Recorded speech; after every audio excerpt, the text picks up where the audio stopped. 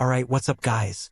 So today we're diving into the Entitled People subreddit and we got a doozy. It's called Entitled Father Demanded I Pay for the House He Bought for His Stepdaughter. Yeah, you heard that right. Let's get into it. This will be long.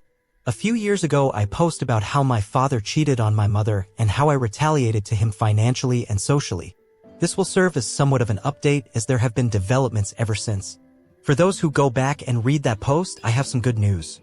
About 5 months after I posted my story, my cousin reached out. He had been fired from his job, but he had met a wonderful girl that really changed his perspective.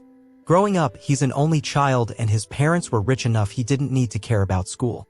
While I and my sister thrived academically, he made no effort to even try to graduate from high school, as being a legacy meant that he would always have a place in the local plant, the one that's big enough to support our entire town. That was until he found out how his family was struggling financially. His mom had spent all their savings to keep an unnecessary lavish lifestyle, and the local plant, after 3 decades, decided to stop hiring people without a degree or a trade certificate. Legacy or not. My cousin was working as a bus operator at that time, but got let go and couldn't find a job, and that's when this girl changed his life. She pointed out how helplessly he was, being a golden child, not having to do anything growing up, and he listened to her. He reached out trying to make amends, and I and my sister accepted it. He went back to community college, got a degree, and started working at the plant last August. That's one relationship saved. At his wedding, my aunt also wanted to make amends. She had a falling out with my father, and perhaps her son had talked some senses into her, so she reached out and wanted to talk.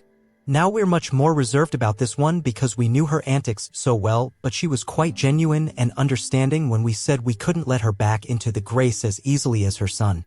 We went LC for a while. She's made efforts to be friendly to my niece and nephew and never showed signs of any malicious intents. We're very much still keeping her on a short leash, but I want to believe that people can change, and so far she has not given me any reason to think otherwise. That's 2. The third is my grandmother. She's 85 this April. Among the grandchildren, I am the closest to her, so it pained me to have to go LC with her since our last interaction. She had also had a falling with my father because he was trying to get her to sign over her estate, maybe a story for another time, but she was having none of it, so they fought, and in the end he went AWOL. They did not see each other for a year until he showed up at my cousin's wedding. At said wedding, my father made an effort of avoiding me and my sister, but approached my BIL to brag that he had bought a house that he and his mistress were living in. We did not think much of it at first because his pension is hefty. To those who read my previous post, even though it went down by 40%, it's still almost as much as double that of my aunt, so he can very much afford such a commodity. But then, after we're on talking terms, my aunt let it slip that he had to take a loan to pay for that, but his name is not in the deed, it's the oldest son of the mistress instead. At this point we figured that he's being scammed, but yeah, not our problem. Because of a series of incidents at my job, I was offered a much more secure and high-paying position. I will admit that this is truly an opportunity one thought I'd never have for at least another 3 years, but perhaps one can only have so much tragedies. With the raised salary, my mom's money from the divorce, and my sister's help, I was able to put down a payment for a house for me and my mother, even though the housing market in my city was as crazy as ever. Even though I'm now eyeballs deep in debt, I'm proud of myself for having a house to my name. My father didn't contribute anything, and frankly, I didn't want to take anything even if he had asked. Around late November of last year, my childhood friend, with whom my cousin and I are very close, died from a car accident. It was very sudden. My cousin called me at 2 in the night, and before I knew it, I was home for his funeral. Needless to say, I was in a bad mental place in the days leading up to and following his funeral, so I decided to move back home until after Lunar New Year, which is 2 weeks away, to take care of my grandmother. But I was also hoping a change of scenery would do me some good. My mother stayed to look after the kids. My sister's house is literally within walking distance from mine, so she'll be fine. 7 days after said funeral, my father showed up at my doorstep. I was very much still grieving, so I was in no mood to play games. I shut down any effort at pleasantries and just stared at him while he mumbles about traveling or some shit. Then he told me that his mistress' second child, a girl, is attending college in my city next summer and suggested we meet and be friends. I just laughed and told him to fuck off. That's when he brought up the house. Apparently, the precious little stepdaughter doesn't want to stay in a college housing campus, nor does she want to share an apartment with friends or other renters. She wants a whole house for herself. In the middle of the worst housing economy in our country's history. Of course, having taken a loan for the house he bought for his stepson, he could never afford buying a house in the capital city where prices go up by the hours. In an attempt to please his mistress, he came to me, asking for money. I kid you not.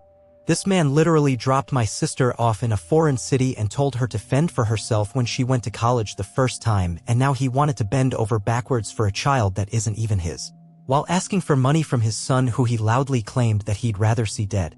I truly can't comprehend the gears in his geed.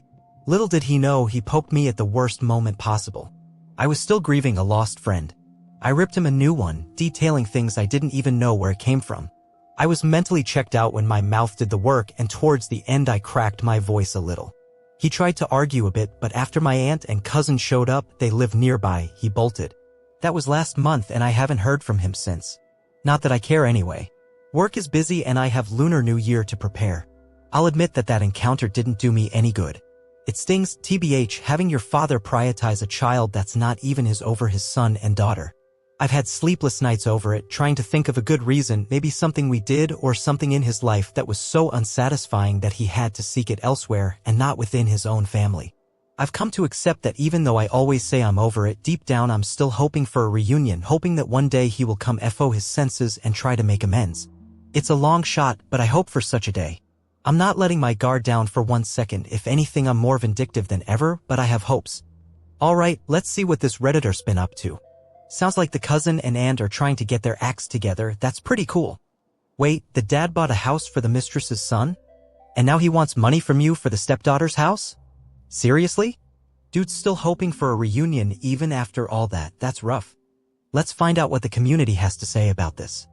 I'm glad you've made improvements in the relationships with several family members. That's really great to hear. I'm also glad you got the promotion and have been able to buy a house. That's huge these days. Your dad is a piece of trash and you know it. Don't try to figure out the reasons. They really, truly have nothing to do with you, your siblings, or your mother. It is all about him. He's a failure as a father and as a human being. Keep being you. It sounds like you're doing great. I'm sorry about your friend. And I'm sorry your dad sucks. But you might have finally gotten rid of him. Silver lining. NTA. Your father will never be the father that you needed. He is cruel. Don't let your guard down around others who treated you badly. Congratulations on your new job and house. Now, get out of debt as soon as possible. Pay back the money you borrowed from your sister. Listen, it's not you. You didn't fail as a kid. It's not even about the stepkids. He doesn't give a fuck about those kids either. What it's really about is the wife/girlfriend who he wants to keep happy above all else. He wants to please her because he puts sex and women above his kids and is using her kids to do it and look like the hero on someone else's dime. That's it. That's all it's about. This woman values him for what he can do for her and her kids, and he knows it. Being the piece of shit he is, it's the only way he can find and keep a low-value woman, by basically buying her commitment. She's using him to fund her lifestyle and will probably leave him if he can't give her everything she wants, including houses for her kids. So he's desperate for the money. He doesn't have to keep her. It's not even about you. It's about your dad being desperate and pathetic enough to need someone else for validation, ego, sex, whatever, and foolish enough to destroy himself and his family in the process of chasing that. Some people are so desperate and needy that they can't stand to be alone. They need a relationship at any cost. Even their own kids. It's pathetic and self-destruction behavior. He will come back as soon as the house is paid with his mistress takes the house and runs. You did well. Give him back the life he gave you. Reality checks can be very cathartic. Sweetie, I know it sucks, but he will not change. For you to be able to move on and stop hoping for this man to do something he'll never do, you need to grieve the father you didn't have. That means imagining the parent you wish you had and coming to terms with their death. It hurts and takes time, but will make dealing with your father a lot easier. Mine made similar poor choices. I have let go of any distress about what he did to me by repeating, he is an adult who made his own choices. It just sucks that I wasn't one of his choices and yet he had the right to choose. Now he gets to live with the effects of his choices. And I get to live without the anger of what he did to me. I just can move on and not have him anywhere near me. I hope you enjoyed this video. Leave your thoughts below and make sure to subscribe for more Reddit stories and comments.